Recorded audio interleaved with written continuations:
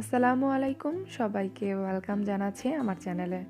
আজকে আপনাদের সাথে শেয়ার করছি খুবই কমন একটি রেসিপি। অনেকেই বলতে পারেন যে নুডলসের রেসিপি শেখার কি আছে। আসলে মানুষের জানার আর শেখার তো কোনো শেষ নেই।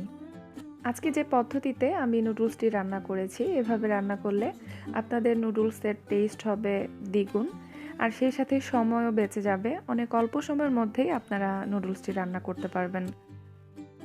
হাঁড়িতে তেল গরম করে পেঁয়াজ কুচি দিয়েছি 1/4 কাপ। পেঁয়াজটাকে হালকা ভেজে নিব, জাস্ট একটু ভেজে পেঁয়াজের কাঁচা গন্ধটা দূর করে নিব। আর এখানে 3 ধরনের সবজি, গাজর, ফুলকপি, ব্রকলি নিয়েছি। তো সবজিগুলো দিয়ে দিচ্ছি। এখন এগুলো ভেজে নিব 2 থেকে 3 মিনিটের মতো।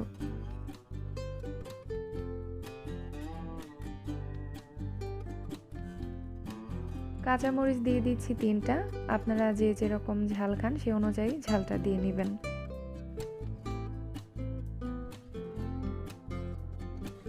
লবণ দিতে ভুলে গিয়েছিলাম, লবণ দিয়ে দিচ্ছি 1/2 চা চামচ। আবারও নেড়ে চেড়ে ঢেকে দিব 1 মিনিটের জন্য।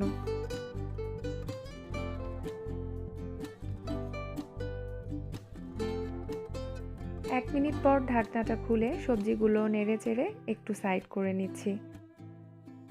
প্যানে সামান্য পরিমাণ তেল দিয়ে দিলাম। এখানে 2টা ডিমের মধ্যে সামান্য পরিমাণ লবণ দিয়ে ডিমটাকে ফেটে নিলাম। ডিমটাকে ফেটে প্যানে দিয়ে দিচ্ছি।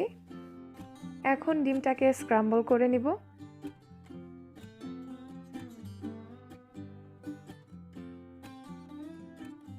ডিম ভেজে নেওয়ার পর ডিমটা সবজির সাথে নেড়েচেড়ে মিশিয়ে নিচ্ছি।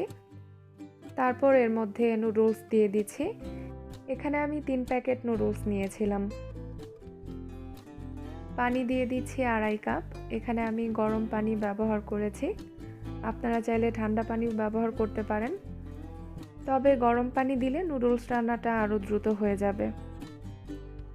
নুডলসের সাথে যে মশলাগুলো ছিল ওগুলো দিয়ে দিচ্ছি। এই নুডলসটি রান্না করার জন্য আপনারা ম্যাগি নুডলস অথবা এই টাইপের অন্যান্য ব্র্যান্ডের যে নুডলসগুলো আছে ওগুলো ব্যবহার করবেন, এতে করে নুডলসটা খেতে বেশি টেস্টি হবে। তো এই পর্যায়ে দিয়ে দিলাম 1 চা চামচ লাইট সয়া সস আর 1/2 টেবিল চামচ টমেটো সস। সয়া সস না থাকলে স্কিপ করবেন, শুধুমাত্র টমেটো সস দিবেন। তো নুডলসটাকে ঢেকে দিব 2 মিনিটের জন্য, আর এই পর্যায়ে চুলাটা মিডিয়াম ফ্লেমে থাকবে।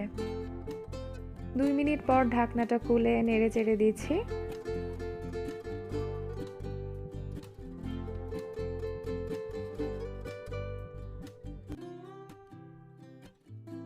দিয়ে দিচ্ছি 1/2 চা চামচ কালো গোলমরিচের গুঁড়া আর সামান্য পরিমাণ লবণ।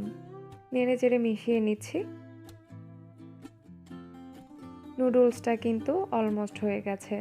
নামানোর আগে এর মধ্যে দিয়ে দিচ্ছি সেদ্ধ করা মটরশুঁটি। আপনারা যদি কাঁচা মটরশুঁটি ব্যবহার করেন, সেক্ষেত্রে নুডলস দেওয়ার পর যখন পানি দিবেন ওই পর্যায়ে মটরশুঁটিগুলো দিয়ে দিবেন। তো নেড়ে চেড়ে মটরশুঁটিগুলো মিশিয়ে নিয়ে তারপর এটা চুলা থেকে নামিয়ে নিব। এই পদ্ধতিতে রান্না করলে নুডলসটা ড্রাই থাকে না। অনেকেই কিন্তু ড্রাই নুডলস খেতে পছন্দ করেন না। সো আপনারা ট্রাই করে দেখতে পারেন, খেলে আসলে বুঝতে পারবেন তফাৎটা কি।